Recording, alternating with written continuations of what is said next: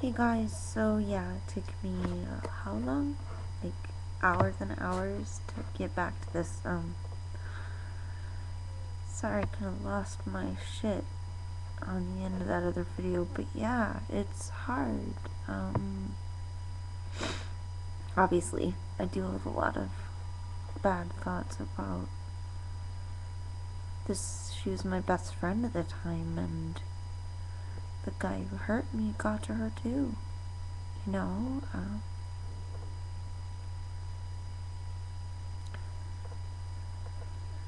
I never knew what happened to her until a couple years ago, and I got a phone call one day, and it was her, and I just broke down all over again, you know? And I talked to her about it, and, her life has not gone well. She's a meth addict, she's been in and out of abusive relationships. God, my color keeps going in on like black and white color, I don't know. Just my AGE tangential, just because I'm always tangential. I'm really annoyed that my mic and my video are not in sync. Like, watch my videos, it drives me nuts because like there's this lag. Excuse me. Where I'm talking and I hear it and then my lips move like 5 seconds later. It's driving me nuts. It has to be the webcam on this netbook. Like, it records in sync, but it doesn't get processed right. I don't know. Anyway.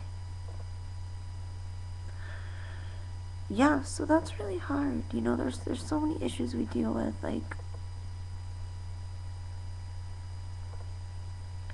shame is probably the biggest. I really think, you know, like this talk that I had with this dear close friend of mine, we were very close for years before we broached the subject.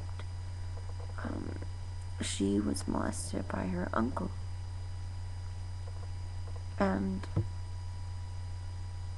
with her too, she didn't know it was bad or wrong, and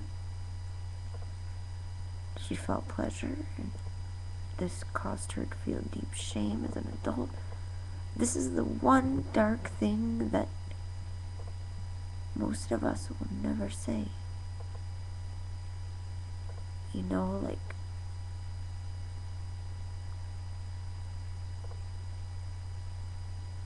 it doesn't have to be violent and awful to be wrong. And were we complicit? Were we responsible for not knowing that? For not fighting to get away? For not telling? I mean, there's a lot of ignorance about this stuff, and it really pisses me off because if you haven't lived it, seriously, like, you can't comprehend. And if you can't comprehend, the best you can do is listen to those who have walked that path. And yeah, this is like the critical element that I've noticed very few survivors of child sexual molestation talk about.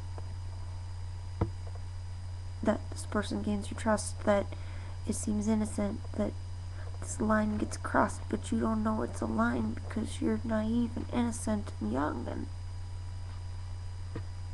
your body responds, and then what, right? Like, I feel so filthy even talking about this. I can't tell you, like, the revulsion. It just, ugh, my gag reflex starts working. Oh, God.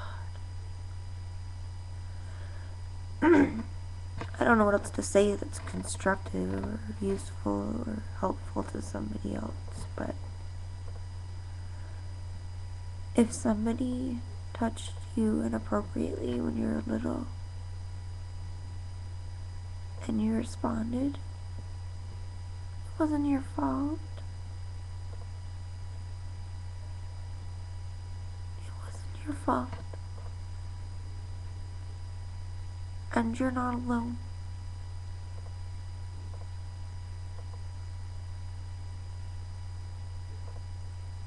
You're not alone, and if you need somebody to talk to, I'm here. I'm committed to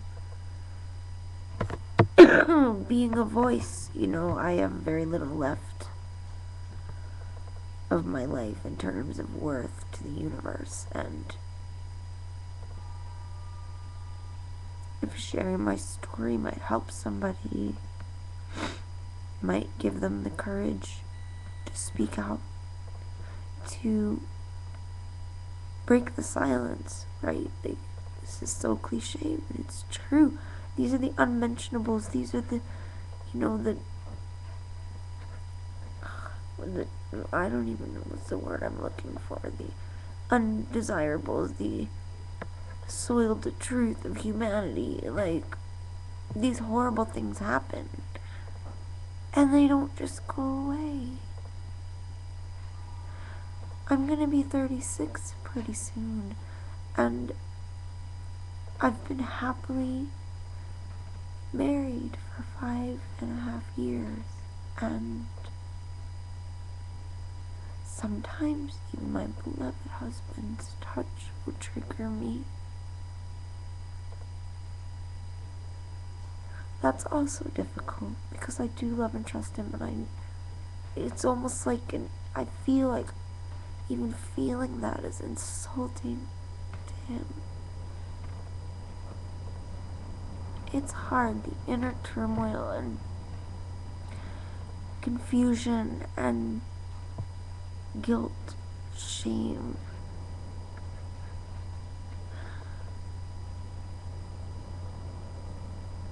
This shit stays for life. Like, I wonder if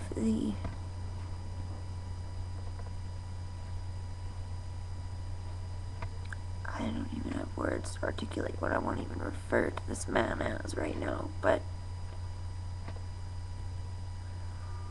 I wonder if pedophiles think about that, or if anyone thinks about that. Like, as a society, it is very common for people not to want to hear negative things. Be happy and focus on the positive. For some of us, we make a supreme effort to do so. I certainly do. For me, I'm very big on gratitude and acknowledging the good things in my life, the blessings in my life, I have true love, and that's rare, and, in that aspect, I feel like I'm the richest girl in the world, but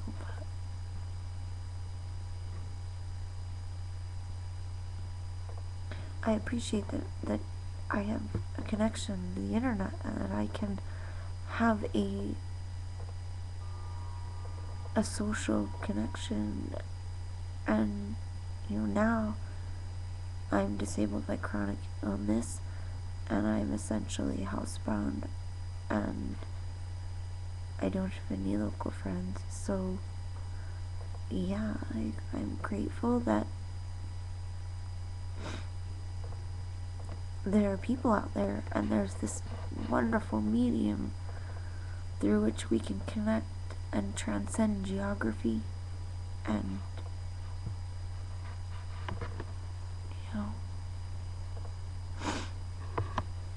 it's healing to speak your story and know that there are spirits resonating with your story and are sometimes inspired or empowered.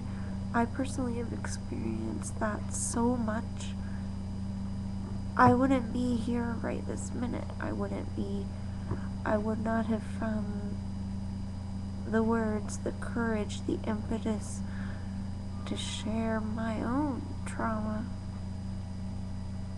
were it not for the brave souls who spoke before me.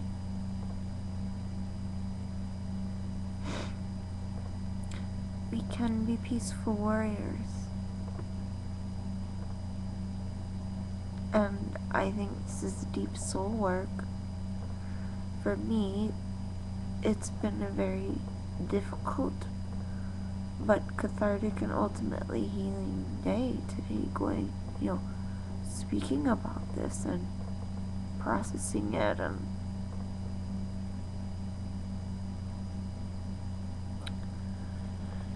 I really hope this helps somebody else. Just know that there are people who care, know that there are people who have been there too, and while most of the world, in my experience, like in interacting with people, don't want to hear this stuff, it's depressing, right, or it's disturbing, or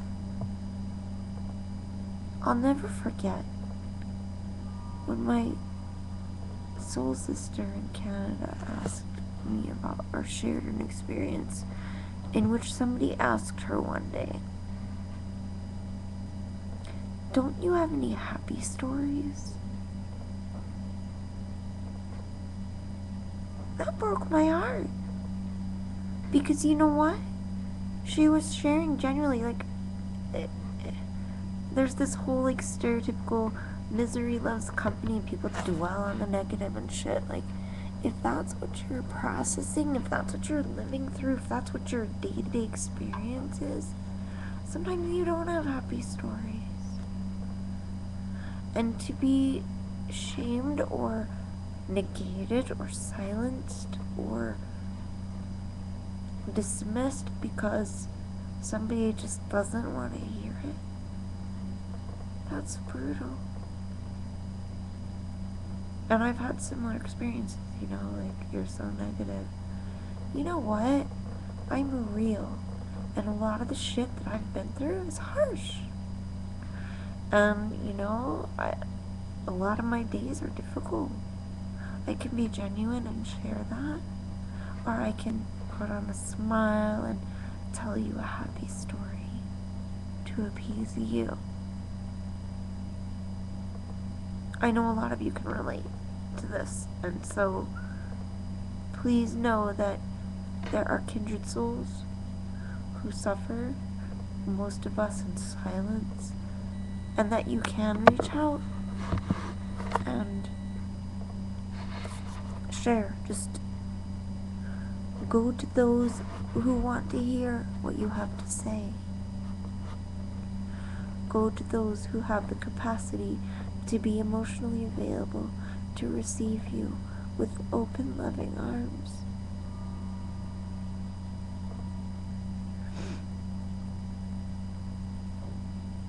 It's a rare thing to offer pure empathy and compassion and love.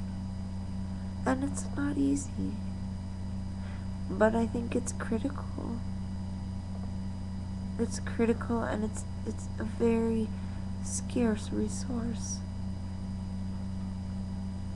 I'd like to see that change, and so I'm trying to be the change that I want to see in sharing my story. Alright, that's my conclusion and final thoughts on this subject for now, and I'm kind of relieved to be making this part 2, and I'm going to get into a better frame of mind before this day draws to a close for me, or this night. Much love, precious ones. Be well. From my heart to yours, be well. That is my prayer for us all, that we may be optimally well always.